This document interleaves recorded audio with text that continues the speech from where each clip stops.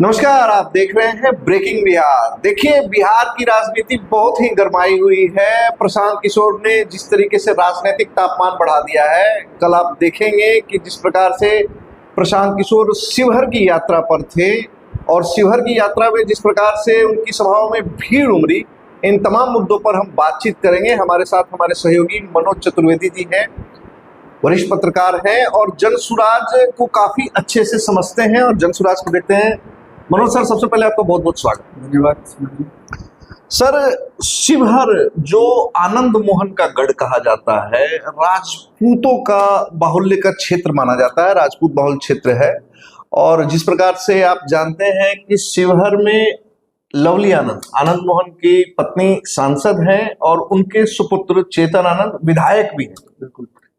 वहां पर प्रशांत किशोर की सभा में जिस प्रकार से भीड़ उमड़ती है, उस पर सर आपकी क्या प्रतिक्रिया है? देखिए सुमन, पहले तो मैं बता दूं आपको कि यात्रा हमने गोपालगंज से, कल हम 2 दिन उनके साथ थे, गोपालगंज से बेतिया से फिर शिवहर, करीब जो यात्रा थी। मुझे भी उम्मीद नहीं था कि शिवहर में यह अप्रत्याशित भीड़ कैसे जुटी है। शिवहर 0 माइल से लेके और सभा स्थल तक 5 किलोमीटर का उन्होंने एक तरह से पैदल यात्रा की, मंच तक। अच्छा, 5 किलोमीटर पैदल यात्रा। शिवहर 0 माइल से लेके मंच तक 5 किलोमीटर था। और 5 किलोमीटर में पूरा कम से कम गाड़ियां पीछे रह गई, पैदल हम जब चल रहे थे तो उसमें भी करीब 5000 की भीड़ चल रही थी। बहुत बड़ी बात है। 5000 की भीड़ चल रही थी। मतलब वो एक तरीके से कह लीजिए कि गाजा बाजा नगाड़ा सब कुछ साथ चल रहा था, घोड़े भी थे उसमें। लेकिन जब सभा स्थल पर मैं पहुंचा सुमन, और जब मैंने उस भीड़ को देखा, मैं प्रशांत से थोड़ा सा आगे हो गया और मंच तक मैं गया। और फिर मैंने वहां पे जो वहां का कार्यक्रम का टोटल ऑर्गेनाइज कर रहे थे विवेक, उनसे हमने इंटरव्यू लिया। अप्रत्याशित, मुझे नहीं विश्वास था कि जिस आनंद मोहन का गढ़ कहा जाता है शिवहर, जिन राजपूतों का बाहुल्य क्षेत्र कहा जाता है, वहां प्रशांत की सभा में ये भीड़ जुटना। गर्मी बहुत ज्यादा थी, फिर भी लोग जो हैं वो डटे हुए थे। कितनी संख्या में सर लोग? कम से कम मान के चलिए कि वो 30,000 से ज्यादा की भीड़ थी। रोड पे जो लोग खड़े थे, जहां सभा हो रही थी, उसके किनारे कम से कम 5000 लोग खड़े थे। हमने लोगों से जरा सा विजुअल भी हम चाहेंगे कि दिखा दिया जाए जनता, हमारे दर्शकों को।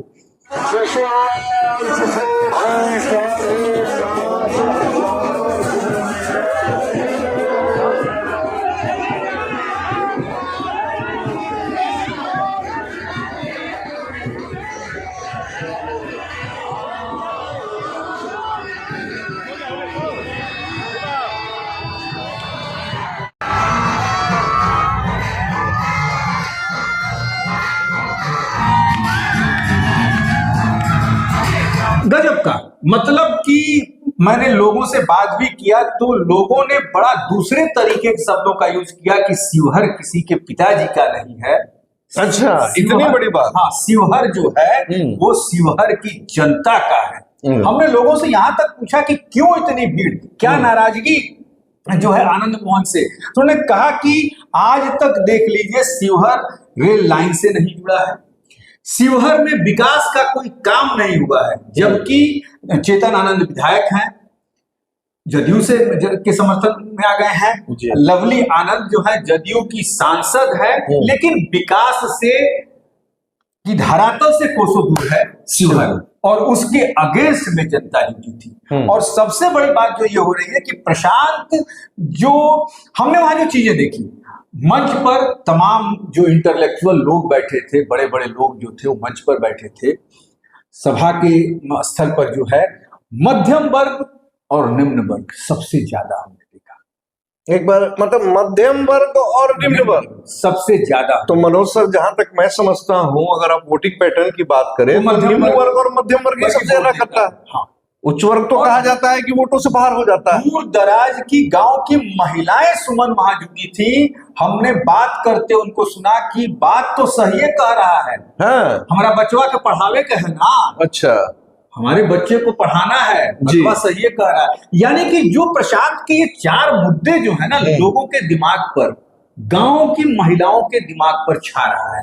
मतलब ग्रामीण क्षेत्रों में भी अब चर्चा हो रही है प्रशांत किशोर की। क्योंकि मनोज सर, आप तो जान रहे हैं, मैंने भी जन स्वराज को कवर किया है, काफी जगह स्टोरी किया है, लेकिन अगर कुछ महीनों पहले की बात करते थे तो शायद उतने व्यापक पैमाने पर प्रशांत किशोर को लोग नहीं जान रहे हैं। आपको याद होगा सुमन, प्रशांत किशोर ने बहुत तमाम बार हम लोगों से इंटरव्यू में कहा भी है कि चुनाव आने न दीजिए, हाँ, जन स्वराज ही दिखेगा। अच्छा, तो चुनाव में मान के चलिए सुमन की करीब 2.5 महीने हैं जी, जहां अभी दूसरी पार्टियों के कहीं झंडे बैनर नहीं दिख रहे हैं, कौन प्रत्याशी होगा, किसी के होर्डिंग बैनर नहीं दिख रहे हैं, वहां कम से कम जन स्वराज पहुंचना शुरू कर दिया है। उसके प्रत्याशी, यदि 5 प्रत्याशी उसके लाइन में है तो 5 मिल के वहां पर काम कर रहे हैं, 5 के बैनर लग रहे हैं, 5 के संभावित प्रत्याशी करके लिखा जा रहा है। ये देखा गया वहां जी। ये तो हम हर एक क्षेत्र में जा रहे हैं। अच्छा सर, एक चीज और मैं आपसे जानना चाहूंगा, आपने बिहार के कई अलग अलग जिलों में भ्रमण किया है, जन स्वराज की टीम के साथ भी आप गए हैं, रैली को कवर किया है।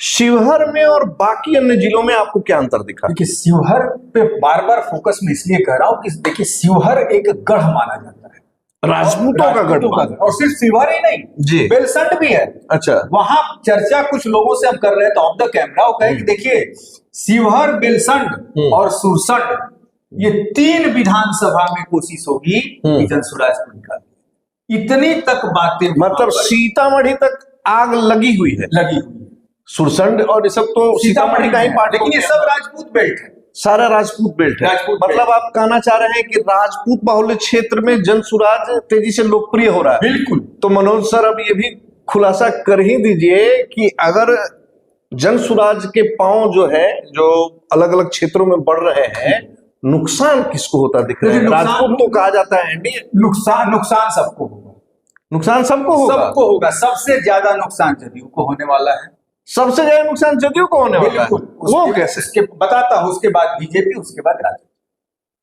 मतलब आरजेडी को आप 3रे नंबर का नुकसान होगा सर। मगर कहा जाता है कि जन स्वराज तो बीजेपी की बी टीम है, लगातार ये कहा जा रहा था। अच्छा, बीजेपी की बी टीम होता तो 243 जगह पे वो नहीं लड़ाता।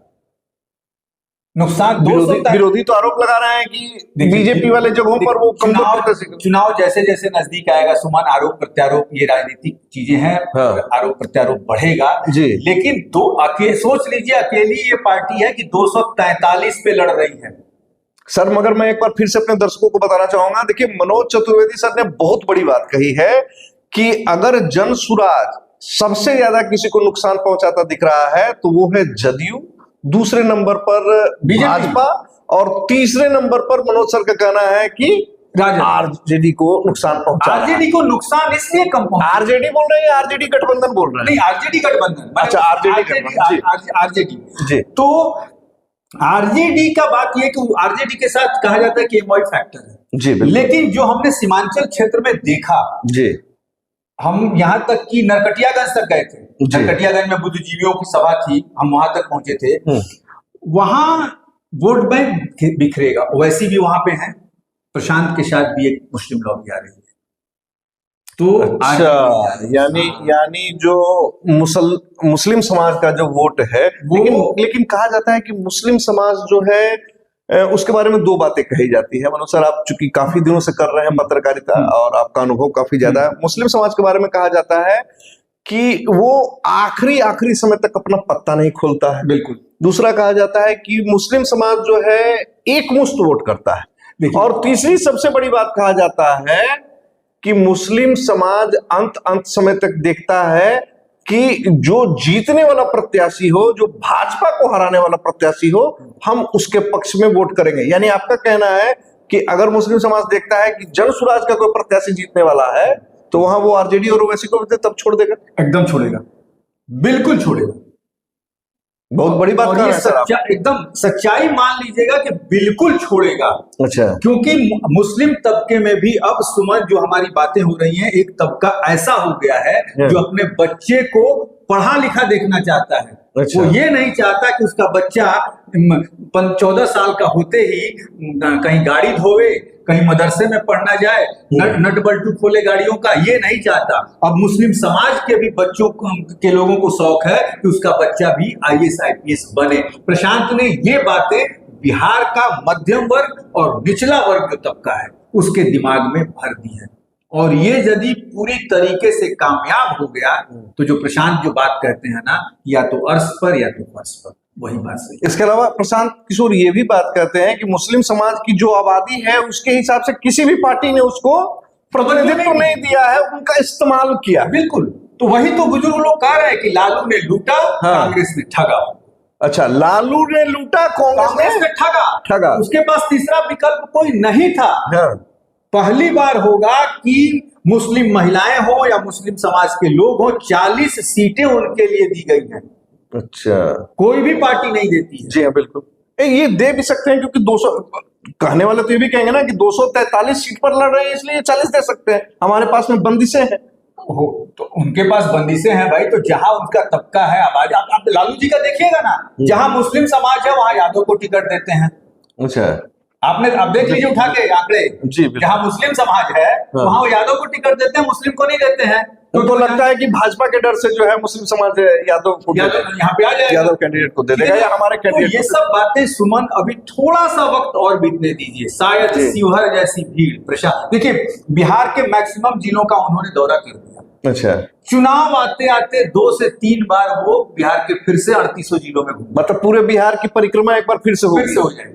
चलिए, तो बहुत बड़ी बात कहें वरिष्ठ पत्रकार मनोज चतुर्वेदी जी ने। इनका लगातार कहना है जनसुराज को कवर करते हैं और जनसुराज की लगभग हर कार्यक्रम को ये देखते हैं।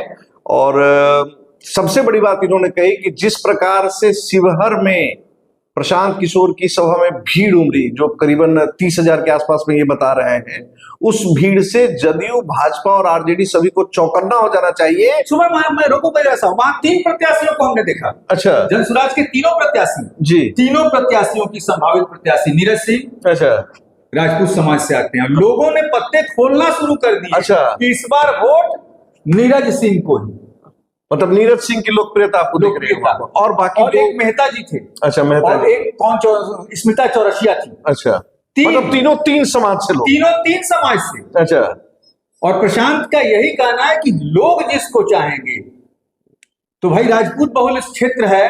तो राजपूत तो निश्चित तौर पर, तो लड़ाई बड़ी कांटे की होगी, लड़ाई कांटे की शिवहर में। तो देखिए, जाहिर सी बात है कि जिस प्रकार से चुनाव दिनों दिन नजदीक आता जा रहा है, प्रशांत किशोर की सभाओं में जो भीड़ उमड़ रही है, और इस भीड़ को हम ये नहीं कहते हैं कि ये भीड़ पूरी तरीके से वोट में परिवर्तित होगी, लेकिन आगामी विधानसभा चुनाव पर कितना असर ये भीड़, ये रैलियां कर पाएंगी, ये तो देखने का विषय होगा। हमारे साथ इसी प्रकार से लगातार जुड़े रहें। तब तक के लिए दे इजाजत। नमस्कार।